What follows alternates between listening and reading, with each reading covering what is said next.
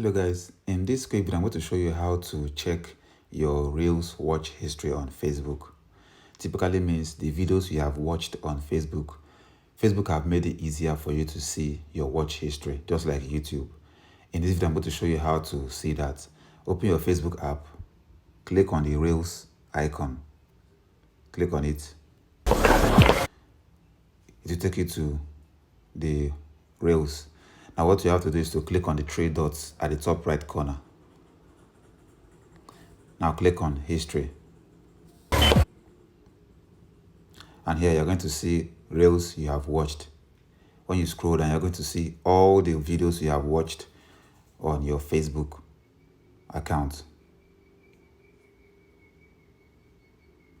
So that's how you check your watch history on Facebook.